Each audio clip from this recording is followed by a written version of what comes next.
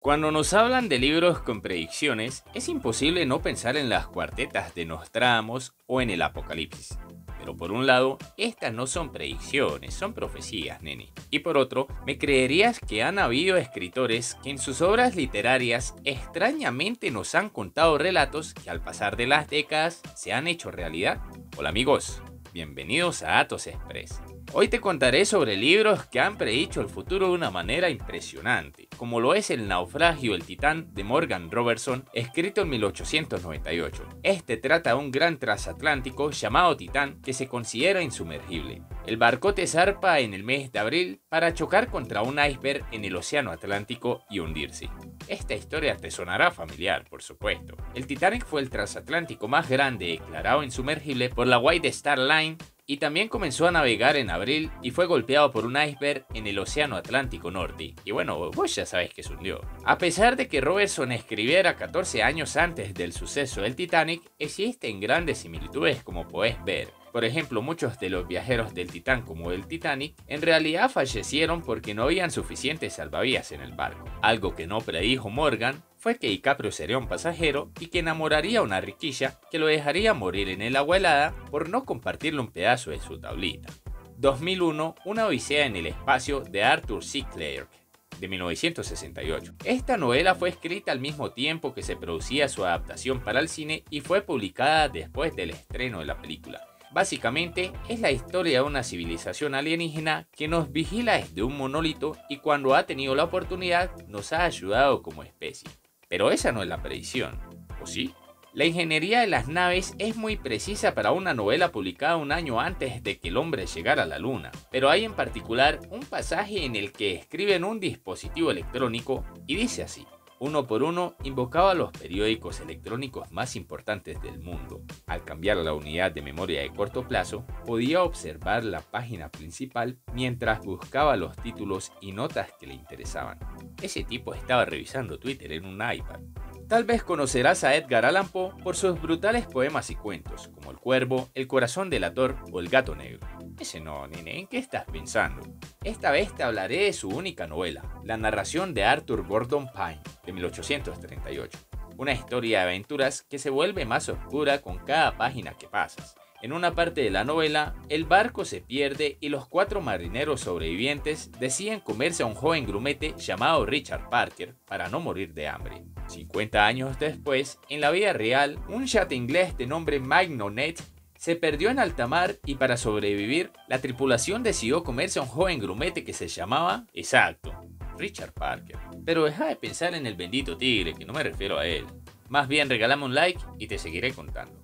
Los viajes de Gulliver, de Jonathan Swift, es una de las novelas más populares que predijeron el futuro. Esta es una sátira social publicada en 1726. El lector sigue a Gulliver mientras viaja por diferentes mundos, como uno habitado de pequeños humanos y otro por gigantes. En el libro, cuando Gulliver está en la isla de la puta, así se llama, no es culpa mía, es un mundo flotante lleno de científicos, nene, ¿qué pensás? Los astrónomos notan que Marte tiene 2 lunas en su órbita.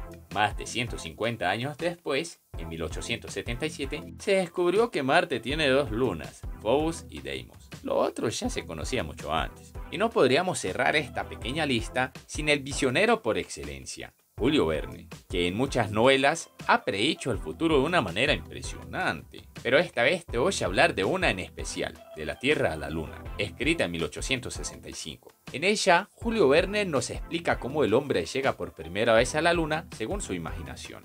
Pero las similitudes a la realidad son bárbaras. Por ejemplo, en el primer viaje experimental de la novela, la nave lleva una tripulación de animales, pero no esos animales. En la realidad, se sabe que los primeros viajes al espacio los tripularon animales, como por ejemplo chimpancés o la perra Laika. Pero hay más coincidencias. La nave de Verne que llegó a la Luna se llamaba Columbia, fue fabricada en aluminio y estaba tripulada por 3 hombres. El módulo norteamericano Apolo 11, lanzado en 1969, se llamó Columbia y también llevó a 3 astronautas al espacio. Ambos tenían forma cónica y medían 3,65 metros. El Apolo 11 pesaba 5.621 kilogramos, mientras que el diseño de Verne tenía un peso de 5.345 kilogramos. El nombre de los astronautas de Verne, Impey Barbicane, Nicole y Miguel Arden. El nombre de los tres reales: Neil Armstrong, Michael Collins y Buzz Aldrin. Michael es Miguel en inglés, Collins tiene las mismas letras de Nicole, Aldrin se parece mucho a Aldrin y Barbicane, qué sé yo, sería la mascota de Armstrong, de pronto, qué sé yo. Lo esperable en el siglo XIX era que el lanzamiento se hubiera realizado en las dos grandes potencias del momento, Francia e Inglaterra. Sin embargo, el escritor francés prefirió a Estados Unidos. Además, optó por lanzar la nave en Cabo Town, a unos 100 kilómetros de distancia de Cabo Cañaveral, el lugar por el que optó la NASA para su misión. Bueno, ese sí es un cálculo físico de Verne.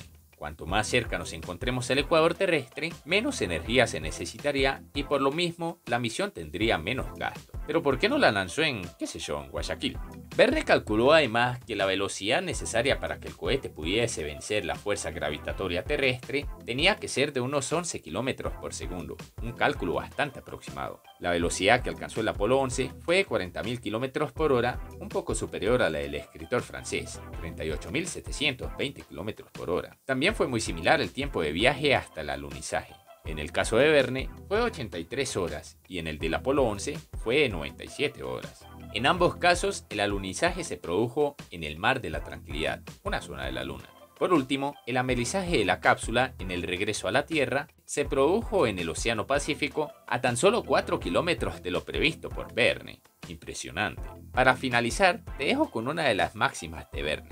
Todo lo que una persona puede imaginar, otros pueden hacerlo realidad. Aunque no lo creas, existen muchos más libros con predicciones impresionantes. Así que si querés escuchar una segunda parte, házmelo saber con un like. No olvides suscribirte al canal y compartirlo en tus redes. Nos veremos en una próxima con más Datos Express.